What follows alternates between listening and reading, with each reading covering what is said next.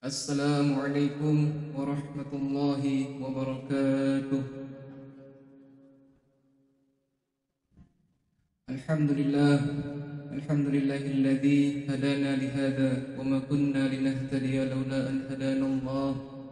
Ashhadu an la ilaha illallah wa ashhadu anna sayyidana wa nabiyyana Muhammadan abduhu wa rasuluh la nabiyya ba'dah. Allahumma salli wa sallim ala sayyidina Muhammadin wa ala alihi wa ashabihi wa dhurriyyatihi ajma'in wa man tabi'ahum bi ihsanin ila yaumiddin. Subhanaka la ilma lana illa ma 'allamtana innaka antal alimul hakim. Qala Allah ta'ala fi kitabihil karim, a'udzu billahi minasy syaithanir rajim. Bismillahirrahmanirrahim. Kuntum khairu ummatin ukhrijat lin-nas ta'muruna bil ma'ruf wa tanhauna 'anil munkar wa tu'minuna billah. Wa qala an-nabiy sallallahu alaihi wasallam, man arada ad-dunya fa'alayhi bil ilmi wa man arada al-akhirata fa'alayhi bil ilmi wa man aradahuma fa'alayhi bil ilmi. Shadaqallahul azim wa shadaqa Rasulullah sallallahu alaihi wasallam. Alhamdulillah, pada sore hari ini kita masih diperjalankan oleh Allah Subhanahu wa taala sehingga kita masih bisa sampai ke sebuah majelis ilmu, yaitu majelis ta'lim ilmu fardhu ain ini dalam keadaan sehat wal afiat, untuk bersilaturahmi dalam rangka mengilmui diri kita dengan ilmu Islam. Ini semua patut kita syukuri karena tidak semua orang diberi kesempatan oleh Allah Subhanahu wa taala untuk menuntut ilmu atau berkumpul dalam naungan-naungan majelis ilmu. Kemudian salawat beserta salam semoga selalu tercurahkan kepada baginda besar kita, yakni Nabiyuna wa Habibuna wa Syafi'una Muhammad sallallahu alaihi wasallam, yang telah membawa dinul Islam ini sampai sekarang. Baiklah, kita di sini akan melanjutkan program taklim kita, yaitu program mengaji tempo dulu, yang mana pada pertemuan sebelumnya kita sudah membahas sebuah tema, yaitu sifat nafsiyah, yaitu sifat wujud tentang keberadaan diri zat. Jadi pada kali ini kita akan mengangkat sebuah tema, yaitu sifat salbiyah, dan pada bagian yang pertama yaitu sifat qidam. Untuk penjelasan lebih lanjut akan dijelaskan oleh guru kita, yaitu Guru Ahmad Soleh. Pada Guru Ahmad Soleh, waktu dan tempat kami persilahkan.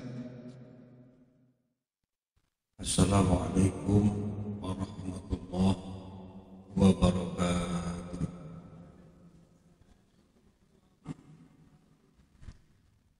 Alhamdulillah, alhamdulillahilladzi arsala rasulahu bil huda wa dinil haqq liyudhhirahu 'ala dini kullihi wa law karihal musyrikun. Asyhadu an la ilaha illallah wahdahu la syarika lah wa asyhadu anna Muhammadan 'abduhu wa rasuluhu la nabiyya ba'dahu. Wa qala Allah ta'ala fi kitabihil karim, a'udzu billahi minasy syaithanir rajim. Bismillahirrahmanirrahim.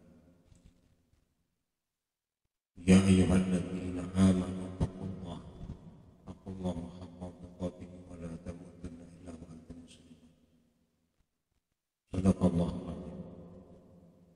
Pertama-tama marilah kita panjatkan puji dan syukur atas kehadiran Allah yang sebagaimana selalu dan selalu telah melimpahkan kepada kita begitu banyak sekali nikmat, terutama nikmat di mana kita terus dipersilahkan dan ditentukan oleh Allah selalu di dalam keadaan iman dan Islam, dan di dalam keadaan itu pun kita masih diperkenankan oleh Allah untuk masih dapat mengilmui diri kita dengan ilmu Islam. Mudah-mudahan apa yang kita syukuri ini akan terus menjadi sesuatu yang membuat dan menjadikan Allah mengasihani kita. Amin. Salawat beriring salam terus kita aturkan kepada junjungan kita Nabi besar Muhammad sallallahu alaihi wasallam,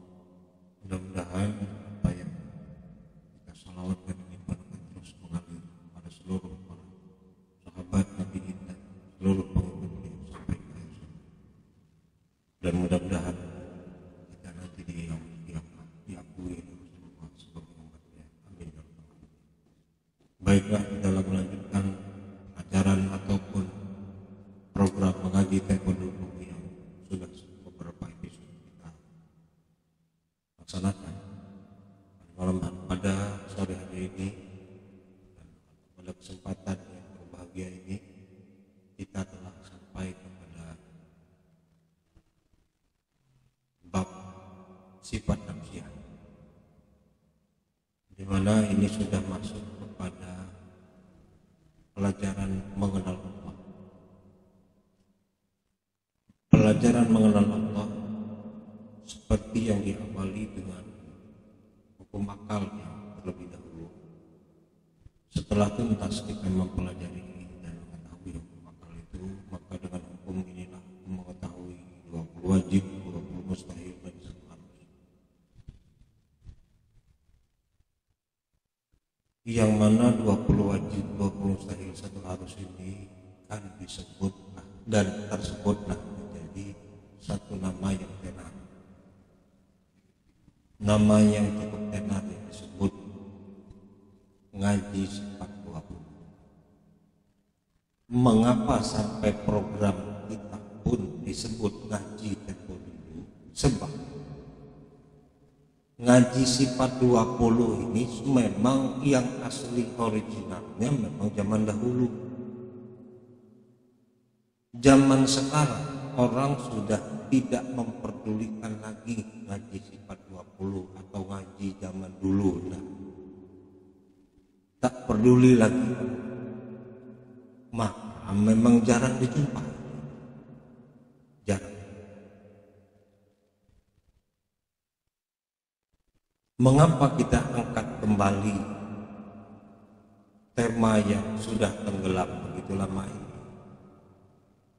Terus ada apa sebenarnya di dalam mengenal diri atau di dalam mengenal Allah? Ini ada apa sebenarnya? Sebenarnya penting enggak sih? Atau seberapa penting sih kepada kehidupan kita? Atau memang ini hanya formalitas saja? Seperti yang sering dianggap-anggap sebagian besar orang, jangankan sifat 20.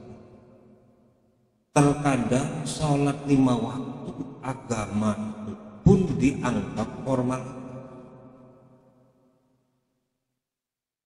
Dianggap formalitas. Apabila kita bicara agama itu dianggap kolot, dianggap jadul, dianggap pikiran yang tak maju. Padahal agama itu ingin menuju kepada sesuatu yang belum pernah kita capai, belum pernah kita sampai. Maka tersebutlah dan disebutlah akhirat itu sebab akhir daripada seluruh alam semesta menuju. Maka ada apa sebenarnya yang terjadi sehingga kita angkat kembali mengenal Allah itu di dalam sifat 20 yang disebut ilmu zaman dahulu atau ngaji modern zaman dulu, sesuai dengan program kita mengaji tempo dulu.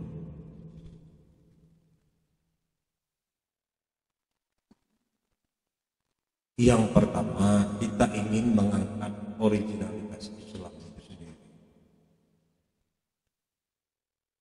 Kenapa Ustadz bisa mengatakan originalitas Islam? Sebab panduan kita bukan dari orang-orang sekarang. Panduan kita sama seperti saudara-saudara kita yang lain yang menginginkan kembali kepada Al-Quran dan Sunnah. Katanya mau kembali kepada Al-Quran dan Sunnah, jadi kita harus kembali kepada Rasulullah selaku yang membawa itu yang original. Maka Rasulullah pun menyampaikan tentang akidah yang ingin kita bahas sekarang. Pertama, yang paling utama, yang paling terjadul, yang paling terlama. Maka kita mengangkat tema ini itu tidak main, itu semua penuh dengan resiko. resiko dan tanggung jawab dalam agama ini. Maka ada apa kembalinya dengan sampai kita mesti angkat kembali? Sebab mengenal Allah itu adalah awal dari segala sesuatu. Maka sudah disebutlah di dalam tekstual kitab mengenal Allah, di mana pertama-tama sekali tauhid itu dimulai sesuai apa yang Rasulullah katakan, awal din ma'rifatullah. Tolong dengarkan seluruh para pendengar dimanapun, bahwa apa yang menjadi pelajaran yang kita pelajari ini berdasar. Cuman dasarnya ini memang betul-betul tidak mau bertele-tele atau tidak mau terlalu memanjangkan kalimat yang tidak penting. Sebab satu huruf yang dikeluarkan di dalam Al-Quran serta yang dijelaskan oleh Rasulullah di dalam hadis, semuanya itu sangat-sangat bermakna. Jadi nggak perlu terlalu banyak kita mengeluarkan dalil, mendengarkan Al-Quran, baru bisa beriman kepada Allah. Nggak perlu terlalu beribu-ribu hadis itu dibacakan, baru kita bisa beriman kepada Allah. Nggak perlu. Kalau perlu begitu kita mau baru mau dibacakan saja kita sudah bergetar. Kalau perlu begitu, apalagi mendengar. Apalagi satu huruf, apalagi dua huruf, satu kalimat dan sebanyak-banyak. Jadi tolong dipahami sekali. Ini sangat-sangat penting. Jadi sifat 20 ini yang banyak dikecap oleh berbagai kali. Ini sangat berguna. Dari mana dalam? Ustaz, tolong jelaskan. Jelas di dalam ilmu tauhid sifat 20 secara penamaan dari zaman Rasulullah, kalau mau mendengar mencari Rasulullah pernah ngomong sifat 20 enggak? Iya, memang enggak pernah. Rasulullah pernah ngomong tauhid enggak? Enggak pernah.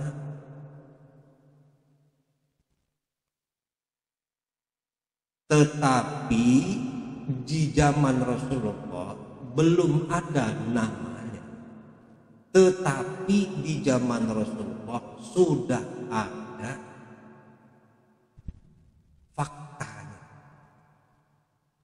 faktanya sudah berbicara, isinya sudah berbicara.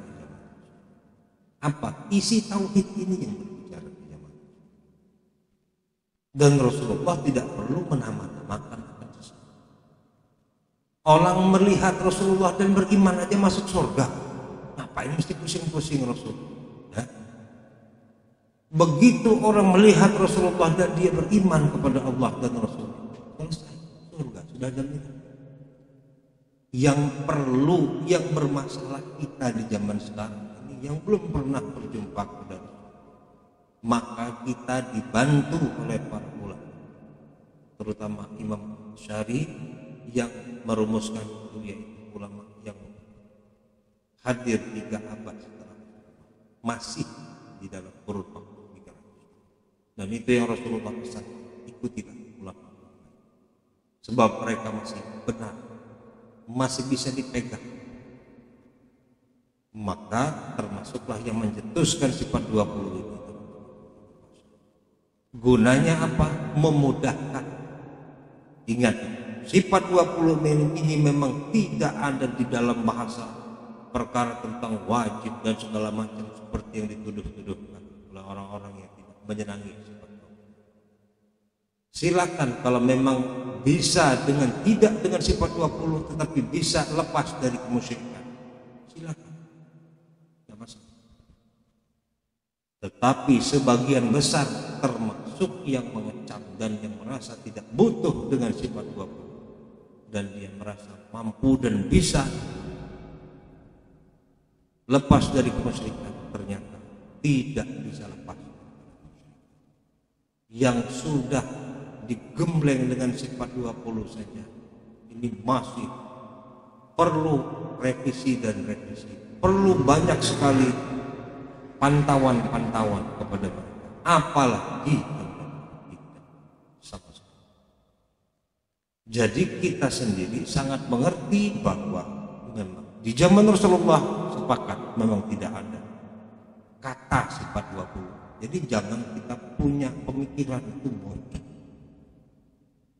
Jangan menyangka kita itu mau keluar dari rel apa yang Rasulullah katakan, dari rel ahlu sunnah. Bukan, tolong, bukan begitu. Justru kita ingin mengambil apa yang dikatakan Rasulullah, al ulama warisul, yang ingin membimbing kita di zaman kita. Sekarang kita berhadapan dengan para ulama, dengan para guru-guru kita, dan kita butuh para ulama yang hak dan guru yang hak untuk membimbing kita bagaimana bisa sampai kepada Allah, bagaimana mengenal pada kesempatan yang berbahagia. Mengenal Allah itu di dalam sebuah tatanan yang sangat dekat kepada kita, yaitu dengan bahasa-bahasa yang mudah.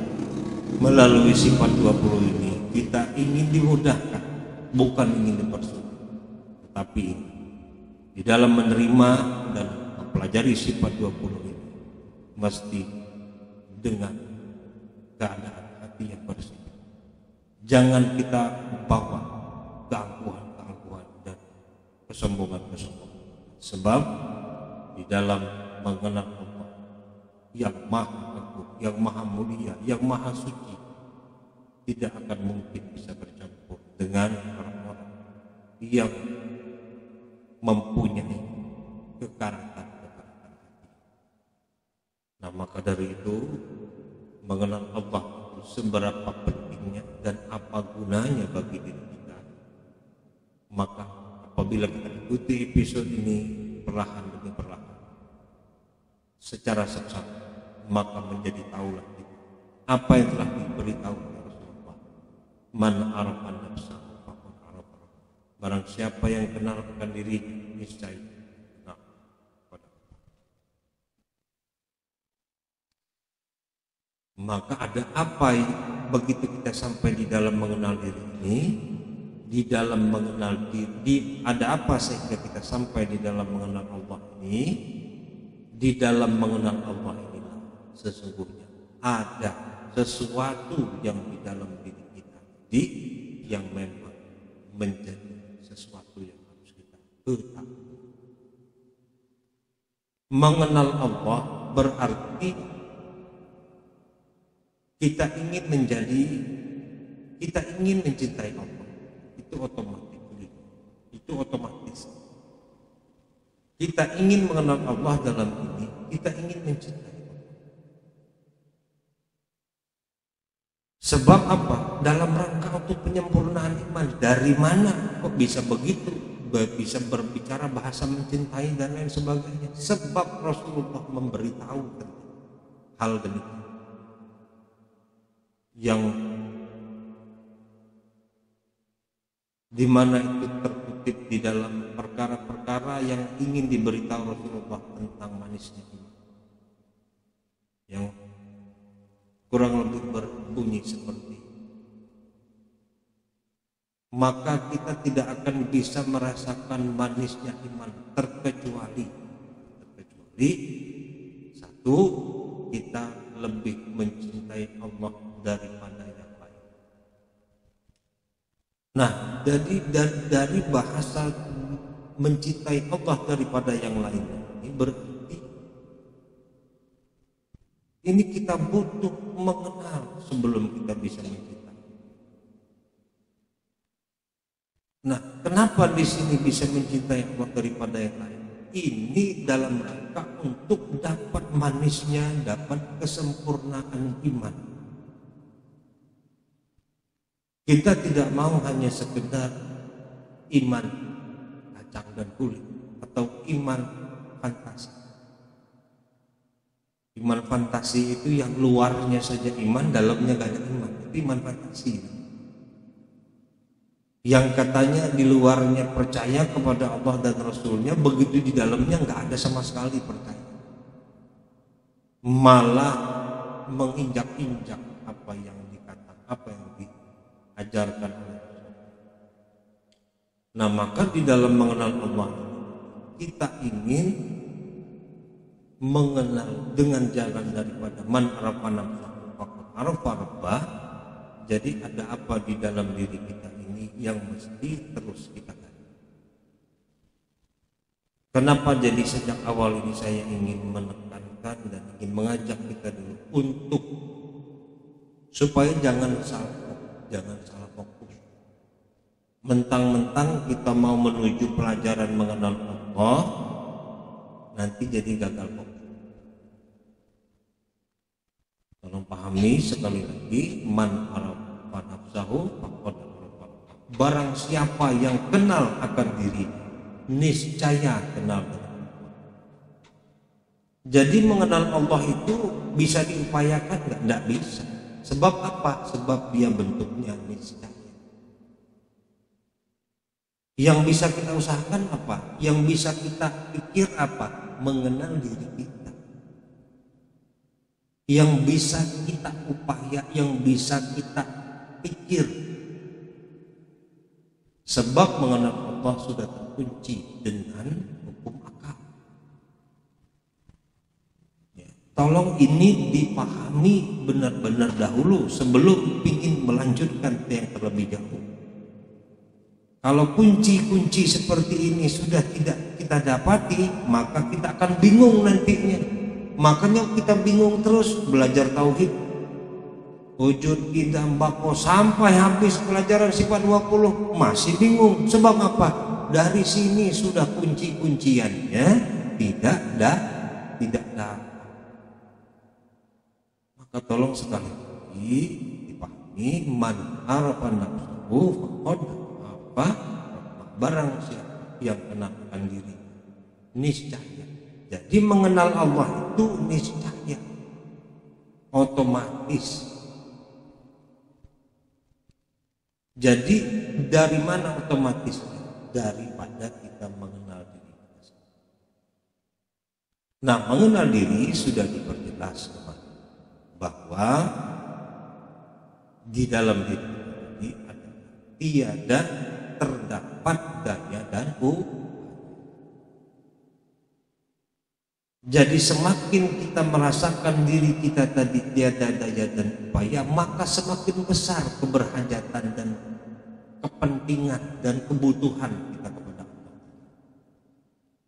Begitu kita merasa butuh kepada Allah, baru Allah berikan apa yang kita mau. Kita mau tuntunan, kita mau kenal. Tapi kita sendiri nggak merasa butuh dengan pengenalan itu. Tidak merasa butuh dengan ilmu. Dari mana kita bisa kenal? Dari ilmu. Nah, kita sendiri nggak pernah merasa butuh dengan ilmu, malah kita nafikan, malah kita tolak mentah-mentah. Dengan ilmu, nih ilmu. Kita kan dikit-dikit ngomong ilmu, bukan? Dikit-dikit ngomong ilmu, bukan? Ada sebagian yang pening kalau ngomong ilmu. Udah nggak usah pakai ilmu, pusing. Langsung aja sholat, langsung aja zikir. Gitu. Nggak perlu pakai belajar taklim, belajar apa sih begini, pusing. Habis waktu. Ya. Jadi kalau tidak merasa kita butuh, maka tidak akan terjadi. Apalagi sampai mau terjadi kenal kepada Allah. Jangan. Sebab kita bisa kenal itu daripada ilmu. Ilmu adalah yang dituntun, yang diberikan Allah supaya kita bisa. Jadi kita tadi merasa tidak ada daya dan upaya, baru selanjutnya Allah. Nah, sekarang kita sudah masuk kepada bab tentang mengenal Allah. Kan sudah diberitahu tadi bahwa kita nggak bisa mengenal. Jadi ada apa sih sebenarnya di dalam mengenal Allah, gitu ya? Di dalam bab mengenal Allah ini lagi-lagi dan lagi-lagi sesungguhnya adalah ingin mencari sesuatu. Cari apa? Nyari kenal? Bukan. mencari kenal kepada Allah kan sudah diberitahu tadi dari awal, niscaya.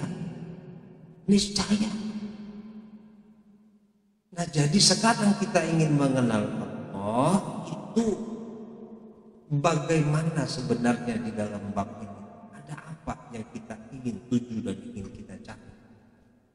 Maka kita ingin menuju kepada suatu bentuk mencari kesalahan diri kita senantiasa dan setiap saat, agar kita bisa terus terpandang dengan dosa-dosa dan aib-aib kita sendiri, bukan dosa dan aib orang lain. Jadi barang siapa yang terpandang dengan aib dosa orang lain, berarti dia akan semakin jauh kepada Allah. Ingat itu. Barang siapa yang selalu dan terpandang dengan aib dan dosa dirinya sendiri, berarti dia mudah-mudahan semakin bisa. Kok bisa begitu? Logikanya tolong Ustaz beritahu. Logikanya yang penting, jangan didoktrin kayak begini ya. Begitu kita tahu dengan dosa dan kesalahan kita, otomatis kan kita akan memohon apa? Memohon agar bagaimana supaya dosa-dosa ini jangan sampai nanti membahayakan kita di akhirat. Maka lagi-lagi sebelum kita turun kepada perkara yang sekarang, kan dituntut akal itu berpikir. Gunakan akalmu dengan sehat. Jangan sampai akalmu nggak digunakan dengan sempurna untuk memikirkan bagaimana sih kalau dosa udah numpuk begini, apakah masih mau terus berdosa? Apakah masih mau terus nggak mau menuntut ilmu? Apakah masih terus mau lari-lari daripada Allah? Itu namanya orang nggak berakal, nggak digunakan akalnya, nggak sehat. Nah, berarti lagi-lagi ingat, nggak akan bisa berubah mufakat kepada hak. Nah, ini nasihat dari guru, bahwasannya kita ingin mencari kesalahan dan dosa-dosa. Sebab apa? Sebab apa itu dulu lagi-lagi belum selesai. Sebab tipu daya setan tadi bersembunyi di balik dosa-dosa kita. Dia nggak ada bersembunyi di balik amal soleh, nggak bisa. Maka kenapa di dalam majelis ilmu yang hak selalu terbongkar tipu daya setan, mau yang nyata maupun enggak nyata? Kenapa? Sebab di sini tempat dia diberitahu, dia tempat dibongkar rahasia-rahasia. Nah, maka begitu duduk di sini, apabila ada yang punya nafsu jahat, kesombongan dan lain sebagainya, maka mereka akan menjadi tidak karuan perasaan, jadi tidak menentu, panaskan badannya, apalah segala macam timbul, sulit kita prediksi. Nah, maka mengenal Allah sekali lagi, sampai kemarin kita sudah di dalam sifat manusia, di mana di situ kita ingin mengetahui tentang keberadaan Allah Ta'ala itu benar adanya. Nah, benar adanya atau tidak itu pun dengan bentuk benar-benar kita mengetahui dengan kesadaran kita akui, maka dengan ending kata akhir di kepalanya ada, maka dengan hukum inilah aku mengatakan.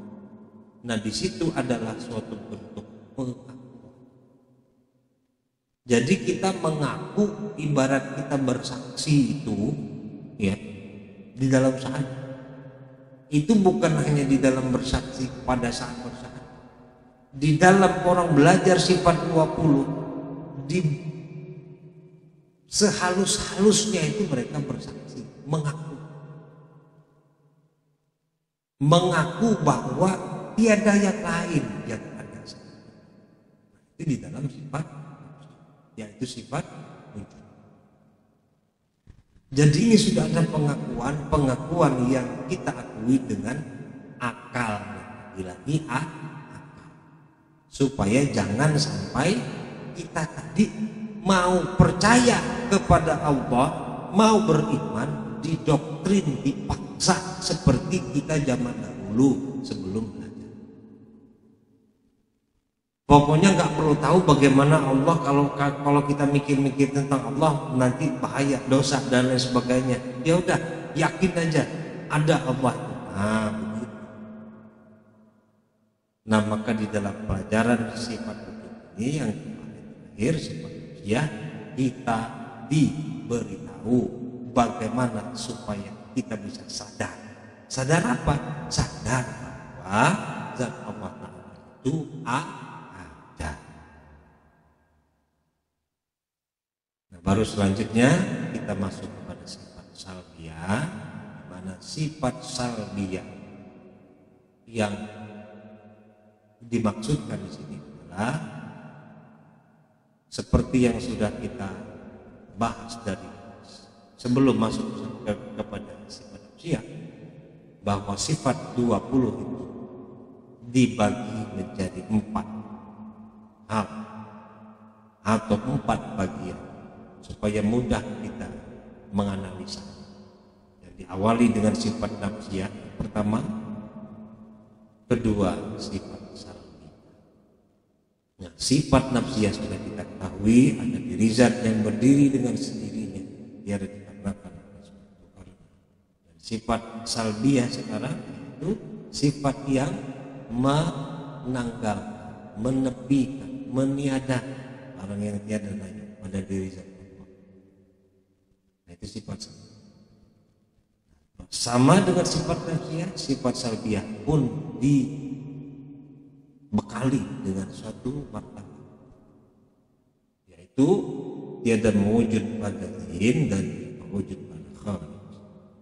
Dan ini pun demikian fungsi kenapa ada martabat dan diberi martabat di sini, supaya masing-masing sifat nafsiyah dan salbiyah ini tidak saling bertabrakan, tidak saling tembus menembus, tidak saling membingungkan. Memang nantinya pada dasarnya suatu saat selesai kita sampai kepada sifat maknawiyah, ya, maka nanti akan menjadi satu kesatuan, menjadi sebuah bentuk pengenalan yang hakiki, pengenalan yang sebenar-benarnya. Kenapa? Sebab kita sudah mengenalnya dengan rampung. Rampung bagaimana Ustaz maksudnya? Rampung, satu kita ketahui dari satu sisi sifat nafsiyah, kedua dari sisi sifat salbiyah. Nah, begitu sifat nafsiyah jelas sudah kita ingin mengetahui dan mengenal melalui keberadaan, dari sisi keberadaan.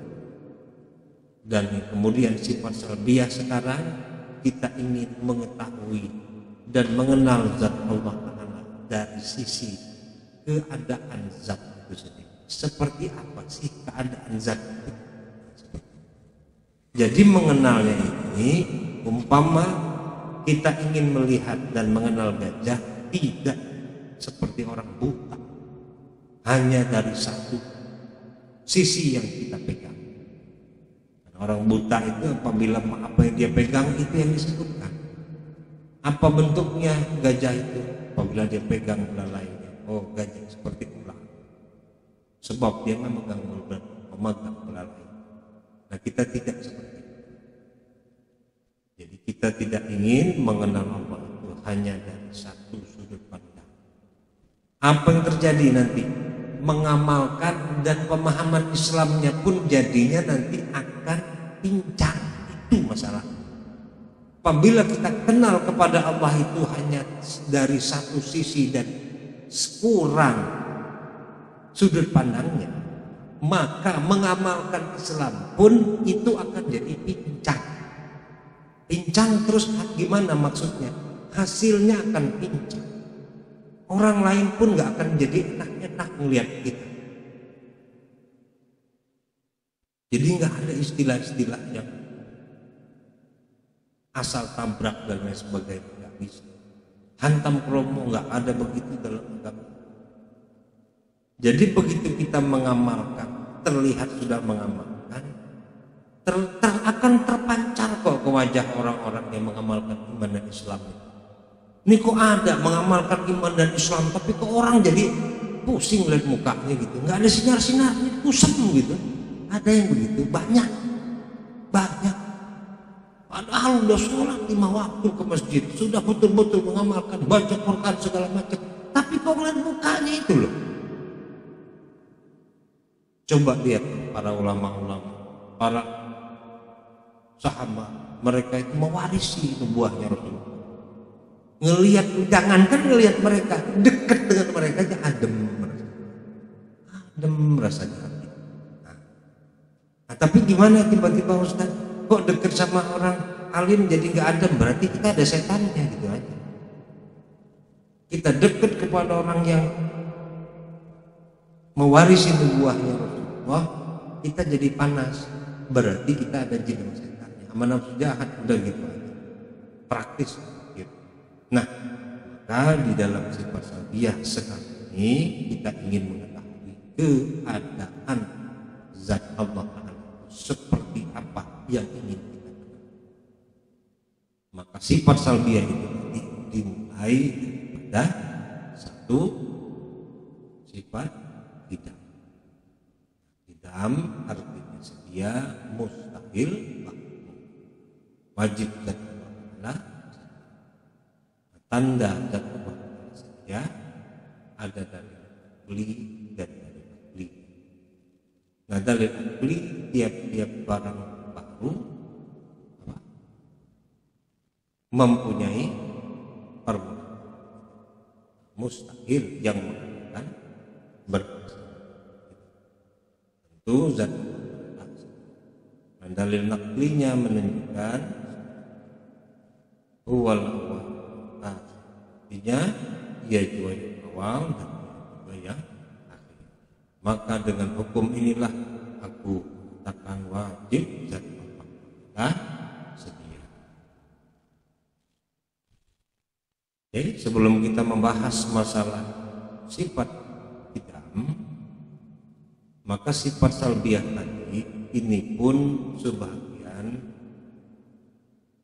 juga disebut juga bagaimana kita ingin mengetahui tentang zat Allah. Mengetahui tentang zat. Nah, ini tolong jangan sampai salah, gagal lagi dalam paham. Mengetahui tentang zat ini, mengenal tentang diri zat, tentang diri zat. Ini maksudnya tadi yang kita sebutkan di awal tadi itulah, yaitu tentang keadaan zat. Jadi kita hanya bisa mengetahui keadaan,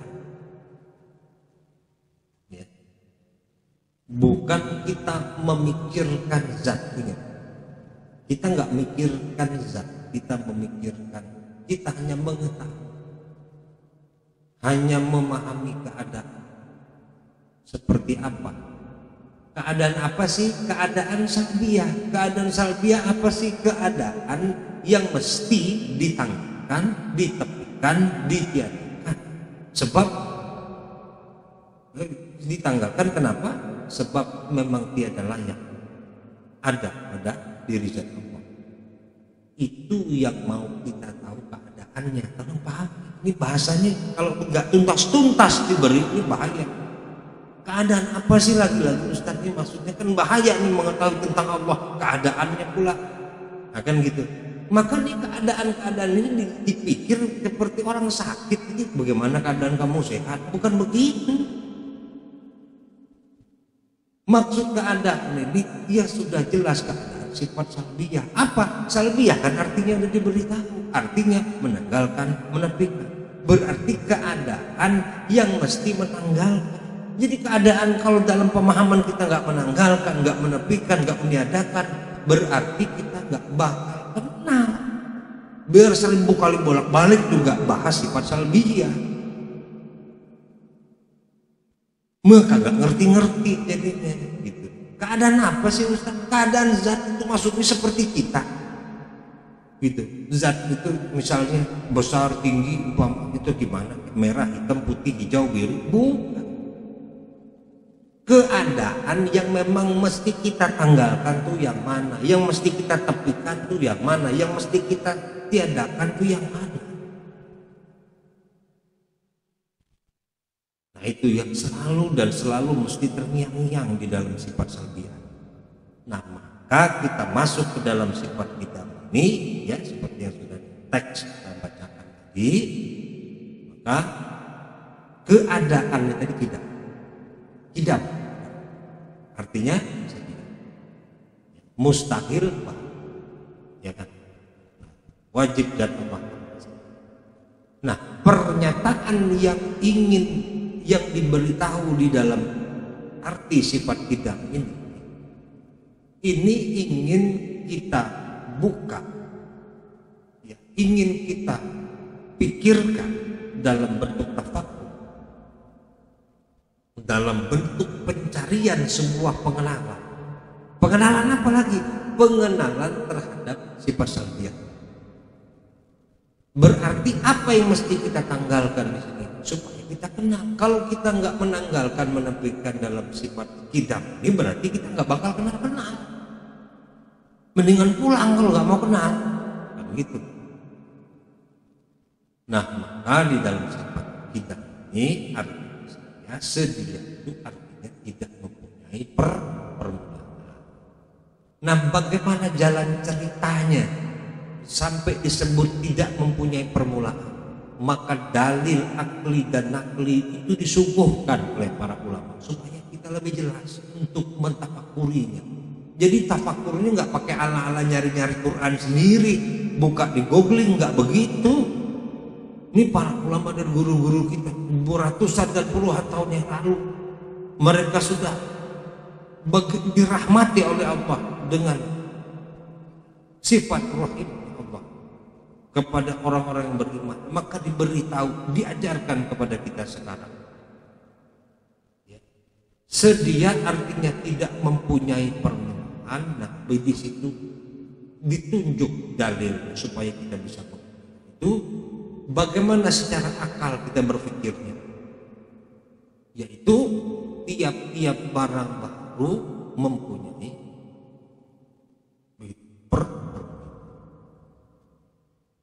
jadi yang kita pikirkan itu kita bukan tiap-tiap barang baru. Yang menjadi tafakur kita bukan kita. Yang menjadi kita man arafa nafsah, tadi barang siapa yang mengenal. Jadi yang kita kenal itu siapa? Kita. Tiap-tiap barang baru berarti di sini kita mewakili barang baru. Barang yang diciptakan itu mempunyai permulaan. Nah ini mesti diuji sebab kita punya akal tadi. Uji benar nggak setiap barang baru itu mempunyai permulaan. Mufakat kepada hak atau tidak, uji dulu, jangan asal-asal mau terima-terima aja enggak.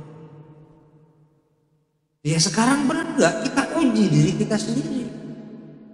Benar nggak diri kita ini tiba-tiba udah ada kayak begini? Apa memang langsung kayak itu?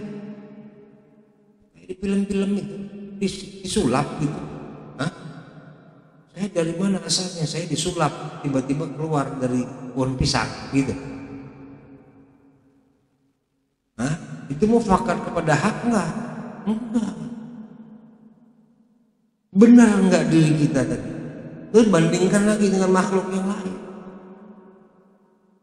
Ayam, kambing, sapi, semuanya coba pikirkan terus, silakan pikir. Mau kayak apa juga mikirnya, silakan. Saya nggak mau terlalu jauh mikirnya. Mikirkan kepada diri kita sendiri selaku makhluk yang diciptakan Allah, selaku barang-barang. Aku ini timbul ada musabab. Sebab Allah menjadikan sebab atas adanya segala sesuatu. Maka adanya perkawinan, pernikahan antara ibu dan bapak dari sebab itu dari proses mengenal diri yang kita pelajari, keluarlah, timbullah yang namanya si fulan lahir. Artinya kita tidak seperti apa yang tersebut di dalam sifat tidak, yang artinya tidak mempunyai permulaan. Nah, itu yang menjadi bahan uji bagi kita supaya kita nggak bisa ngelak lagi. Gitu. Mustahil yang mengatakan bersamaan. Nah, ngomong mustahil itu uji lagi, benar enggak? Ya, benar enggak uji lagi. Kalau seandainya yang menciptakan, yang mengadakan itu sama dengan kita juga, maka nggak disebut kemuliaan sifat Sang, maka mustahil bersama. Ya. Nah, dari analisa itu, tafakur itu jelas bahwa kita bisa mengatakan tentu zat Allah Ta'ala setia, artinya tidak mempunyai permulaan. Sebab kalau memang mempunyai permulaan tadi, mustahil, tidak mungkin. Kita ini yang diciptakan ini nggak bakal ada kalau sama dengan kita, nggak bakal bisa terjadi.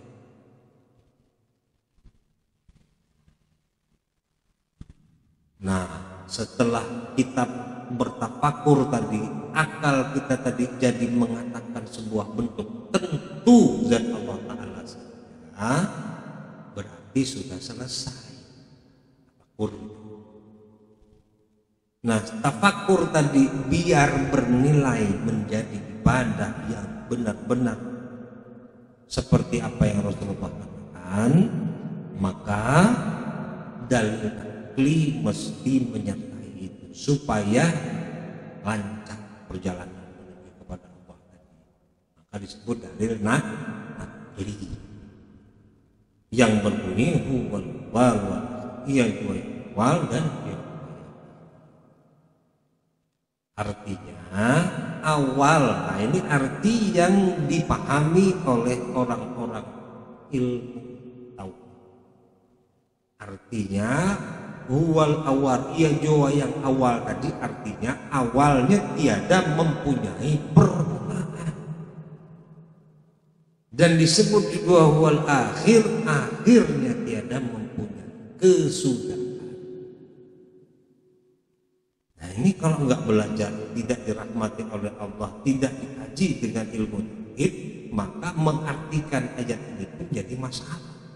Awal berarti yang paling awal, berarti ada awalnya. Ya, itu kalau seseorang tadi mengartikan, mentafsirkan Al-Quran dengan tekstual, ya begitu jadi. Ya, maka tidak boleh jadi begitu dengar Quran itu langsung begitu aja, wah maka nih begini dalil Quran, tidak bisa begitu. Siapa yang mengartikan itu? Kita. Oh maaf, kalau kita tidak bisa. Ini sekarang siapa? Guru? Bukan saya. Ustadz guru itu hanya sekedar menyambung amanah daripada pak ulama yang menjelaskan perkara-perkara. Maka mereka mengatakan begitu. Huwal awal akhir, awal yang tiada mempunyai permulaan dan akhir tiada mempunyai kesudahan.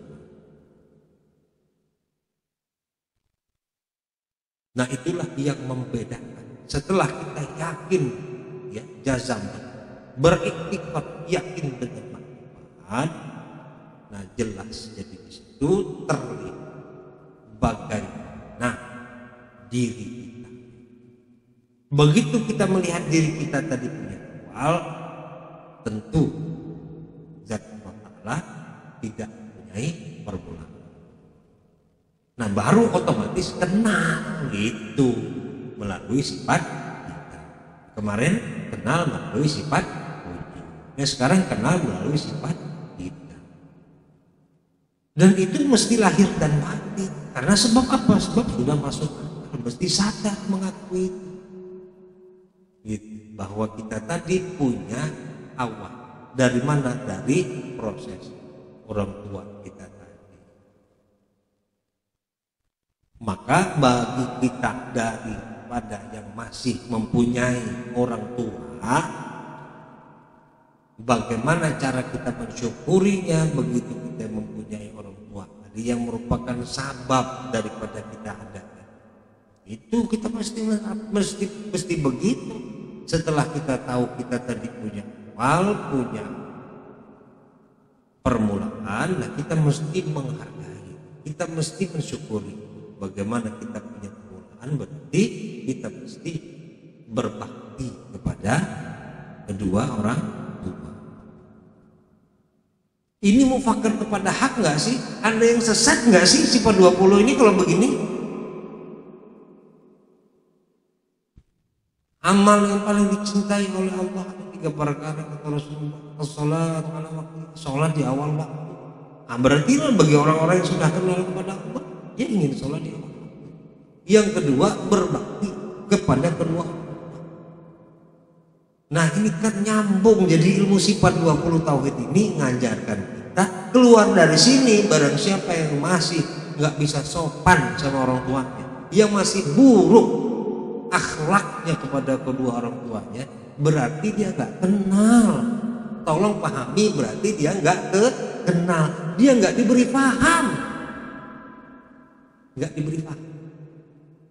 Dia cuma tahu sifat sedia, tidak bakal, cuma tahu, tapi nggak diberi paham. Jadi barang siapa yang masih mangkel hatinya sama orang tuanya, begitu dia mendengar belajar sifat 20 sifat tidak ini, berarti dia belum dapat kepahaman. Maka gimana? Perbaiki lagi, cari ada apa yang macet, ada apa yang salah. Apa saya dalam belajar tadi adabnya kurang misalnya gitu, apa niat saya tadi adab kepada diri kurang umpama gitu, dia. Nah, sampai supaya kita betul-betul bisa menjadi orang-orang yang dicintai Allah, dan itu mesti berusaha. Kita mesti jangan diam. Baru dengan keyakinan yang hakiki tadi, baru bisa akan maka dengan hukum inilah aku mengatakan wajib zat Allah sedih.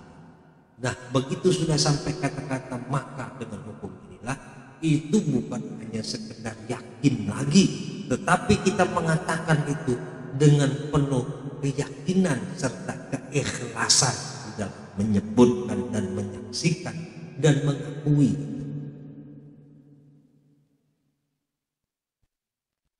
Nah, itu yang mesti dipahami dampak daripada belajar sifat bidang. Mesti membawa diri kita. Ingat, diri kita itu mesti kita kenal. Kenapa? Ya, selama ini gimana sih diri kita, dan gitu. Selama ini benarkah tutur kata kita kepada kedua orang tua kita itu sudah betul-betul menjadi sesuatu yang baik, atau memang dari pribadi kita sendiri masih sangat-sangat mendongkol, mangkal.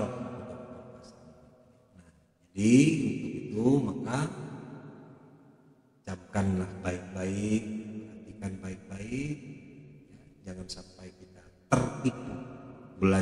Kita belajar umpamanya, tapi tetap kita tidak bisa berakhlak yang baik. Sebab tujuan kita belajar tadi adalah untuk memperbaiki akhlak kita supaya bisa menjadi akhlak yang lebih baik dan lebih baik. Ya, itu saja yang dapat saya sampaikan. Usikum wa nafsi bi taqwallah wa haula wa la quwwata illa billah. Assalamualaikum warahmatullahi wabarakatuh. Alhamdulillah, telah kita dengarkan dan kita saksikan paparan tentang sifat salbiyah, yaitu pada sifat idam. Jadi sifat salbiyah ini ingin memperinci tentang keadaan diri zat tersebut, yang mana keadaan diri zat tersebut pada sifat idam bahwasanya diri zat itu tidak mempunyai permulaan, sedangkan kita sebagai makhluk mempunyai permulaan, sehingga terbedalah antara ihdas dan qadim. Mungkin sekian ta'lim wal muta'allum kita pada sore hari ini. Semoga kita selalu diistiqomahkan dalam menuntut ilmu أوصيكم وإياكم بتقوى الله لا حول ولا قوة إلا بالله. السلام عليكم ورحمة الله وبركاته. إن الله وملائكته يصلون على النبي يا أيها الذين آمنوا صلوا عليه وسلموا تسليما. صلاة الله سلام الله على طه رسول الله. صلاة الله سلام الله على ياسين حبيب الله. توسلنا ببسم الله وبالهادي رسول الله وكل مجاهد لله بأهل البدر يا الله. صلاة الله سلام الله على طه رسول الله. صلاة الله سلام الله على ياسين حبيب الله على ياسين حبيب الله. Allahumma sholli wa sallim wa barik alaihi. Marilah kita duduk majelis ilmu dan beri salawat kita pada sore hari ini dengan melafazkan doa kafaratul majlis. Subhanakallahumma wa bihamdika asyhadu an la ilaha illa anta astaghfiruka wa